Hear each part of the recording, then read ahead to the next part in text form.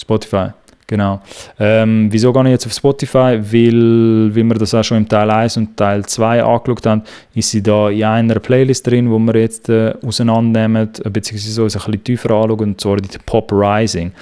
Da kann man jetzt auch ein paar Indizien finden oder ein paar Clues, wer so ein Mad Disney-Hörer oder eine Hörerin könnte sein. Weil die Pop Rising Playlist ist halt, trifft ihren Nerv sehr gut. Wenn man sich so ein bisschen die Songs da rein anschauen würde man merken, dass die Pop Rising halt in einem jungen Bereich ist, in einem jungen Hörersegment, sage ich jetzt mal, und halt nicht weit entfernt ist oder wenn überhaupt relativ nahe an dem Teen-Pop, in dem Teen-Pop-Segment halt unterwegs ist. Jetzt muss das aber nicht heissen, und ich weiss jetzt nicht, wie viel Zeit ich da jetzt noch werde investieren, vielleicht können wir das dann in einem Teil 4 auch noch mal ein bisschen genauer anschauen. Es muss aber nicht heissen, dass jeder von diesen Songs, die ihr jetzt da drinnen seht, wo gelost wird von anderen Leuten, halt auch potenziell jemand könnte sein, der auch den Mad Disney Song gut findet. Wie ihr da seht, ist der Mad Disney Song natürlich auch in dieser Playlist vertreten, ein bisschen weiter unten. In anderen Folgen haben wir noch ein bisschen angeschaut, was das zu bedeuten hat, die Playlist-Position. Mir geht es jetzt darum zu schauen, von diesen Songs, die jetzt da ein bisschen in der Top 20 Tracklisting positioniert ist, welche von diesen Künstlern bzw. welche von diesen Songs auch Affinität da wäre zu Mad Disney. Und das ist halt einfach eine weitere Methode, wenn man sich so ein bisschen Playlists anschaut. Also man geht anschauen, ganz konkret, in welchen Playlists ist der Song schon enthalten, der Mad Disney Song in dem Fall, wo du analysieren willst, sprich, wo du herausfinden willst, welche Hörer das ansprechen können. Dann geht man ganz pragmatisch, ganz simpel anschauen, welche andere Songs hat es da drin. Und wieso meine ich jetzt, dass nicht jeder Popsong oder jeder Hörer genau der gleiche ist? Ganz einfach aus dem Grund, weil da ein Pop-Smoke ist da zum Beispiel auch drin. Und ich wüsste jetzt, wenn man sich das ein bisschen anhört, dass der What You Know About Love muss nicht heissen, muss nicht zwungenermaßen auch jemand sein, der halt den Mad Disney Song auch gut findet. So, die Ironie ist ein bisschen, weil wir vorher darüber geredet haben, dass What You Know About Love, dass es in seinem Song, in der Thematik halt um relativ ähnliche Geschichten geht, wie bei dem Mad Disney Song. Aber man kann sich so ein bisschen anschauen, gewisse Künstler müssen nicht 1:1 heißt, also da jetzt mit dem, ist ein bisschen noch konkreter mit dem Travis Scott Song. Der Franchise-Song, so, der tönt halt im Vergleich, ist der eher auf der Hip-Hop-lastigeren Seite mit dem Young Thug und mit der MIA. Und da könnte man jetzt schon die Annahme ziehen, dass das jetzt nicht wirklich jemand ist, der auch den Mad Disney Song auf und ab hören würde. Also sprich, der Franchise-Hörer oder die Hörerin ist nicht zwingend 1:1 Mad Disney, also jemand, der den Mad Disney Song würde cool finden. So. Ähnlich auch bei so einem Offenbach-Song, Head, Shoulders, Knees and Toes, ist eher ein Dance-Track. Wie gesagt, gewisse von diesen Tracks disqualifizieren sich ein bisschen, wenn man jetzt auf der Suche wäre nach anderen Künstlern. Wieso mache ich es jetzt da mit diesen Songbeispielen und mit diesen Künstlerbeispielen? Weil so natürlich würde ich herausfinden, welche Künstler Namen sind im ähnlichen oder im gleichen Universum wie Seele Milice, und dann könnte man gewisse Keywords nachher so auch richtig targeten an diese Leute. Weil ein Max, ich weiss es jetzt natürlich auch, weil sie am Max folgt, wenn man sich Instagram anschaut. Ein Max könnte zum Beispiel mit dem Blueberry Eye-Song könnte relativ in einem ähnlichen Bereich sein, wie auch Leute, die Mad Disney oder jetzt Seele Milice cool finden. Und das wird jetzt halt ein bisschen tricky, weil da gibt es noch viele andere Ebenen auch, wo ich jetzt vielleicht nicht mich ausstrecken kann da in diesem Video, weil uns ein bisschen Zeit fehlt.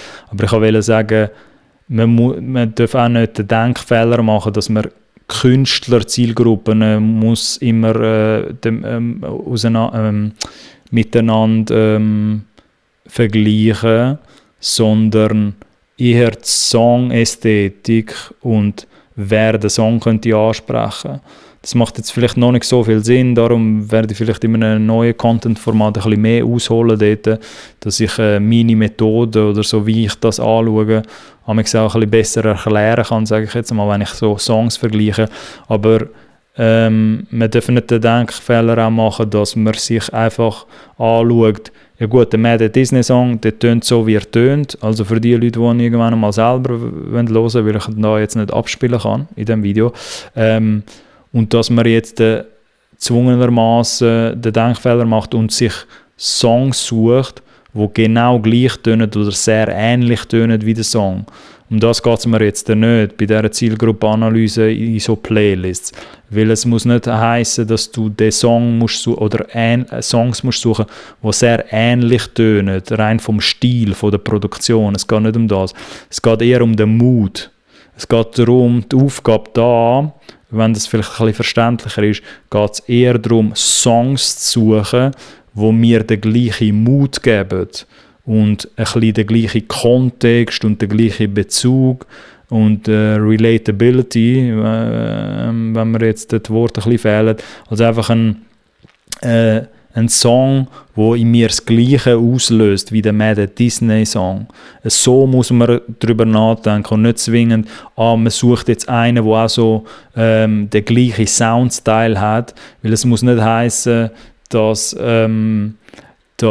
ein Song, der relativ ähnlich oder wenn nicht gleich tönt, also so rein von produktionstechnisch, dass die Leute den Mad Disney-Song gut finden.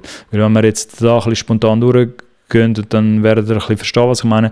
Der Joji, Ex-YouTuber und riesen Sänger jetzt geworden inzwischen, so in den letzten paar Jahren. Der Your Man, wenn man diesen Song jetzt mit dem Mad Disney Song vergleichen und man würde eine Brücke schlagen und versuchen zu sagen, ja, Your Man, Leute, die Your Man hören, könnten auch den Mad Disney Song cool finden, hinkt der Vergleich ein bisschen, weil man dann würde feststellen, wenn man sich das ein bisschen genauer anschaut, dass das halt eher progressivere Leute sind, die halt den Your Man Song finden. Vielleicht auch teilweise ein bisschen ältere Leute, die jetzt dann nicht hure heftig auf dem jungen TikTok-Vibe sind. Und dann wird vielleicht so eine Your Man-Hörerschaft nicht zwingend 1:1 funktionieren bei dem Mad Disney-Song. Ähnlich wie bei einem Diamonds, vielleicht von einem Sam Smith, kann sein, dass das eher ältere, trotzdem natürlich junge Pop-Zielgruppe oder eine breite Pop-Zielgruppe anspricht, aber nicht zwingend die mega junge Disney-affine oder halt die TikTok-affine Zielgruppe.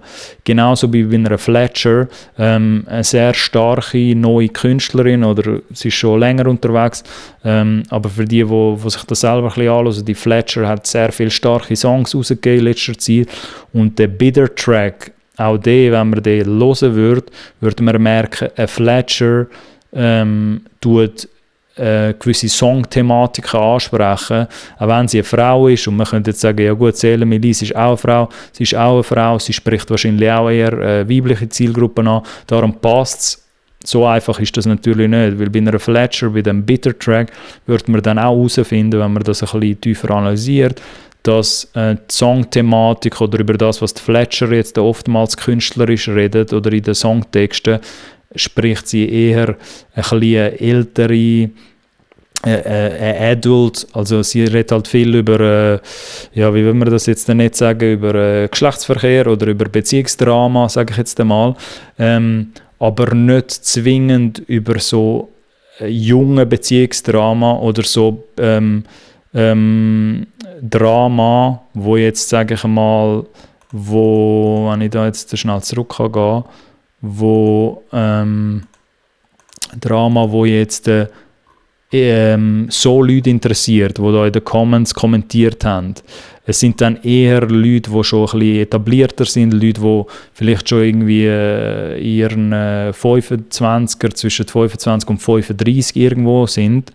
Bei dem Fletcher-Beispiel jetzt, sagen wir mal. Und bei Mad Disney Song wären es halt dann nicht die gleichen. Oder es muss nicht heißen, dass es die gleichen sein müssen, aber es ist jetzt nicht so eine starke Überschneidung. Dann schon eher bei so einer Olivia O'Brien oder Zara Larsson mit diesen Songs da, sind es dann schon eher in so einem Teen-Pop-Bereich ein bisschen stärker fokussiert auf die Jüngeren, die Songs.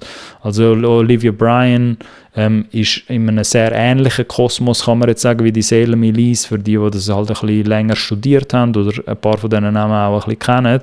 Und dann könnte man die Brücke auch ein bisschen einfacher schlagen. Aber man kann das natürlich noch ein bisschen mehr vertiefen, wer da in Frage kommt und wer nicht. Aber ich kann einfach mal aufzeigen, das ist natürlich auch eine Art, wie man das vergleichen kann, dass man sich halt andere Songs anschaut, in der gleichen Playlist und dann anschauen geht, welche von diesen anderen Songs hat womöglich eine grosse Überschneidung mit dem Mad Disney Song.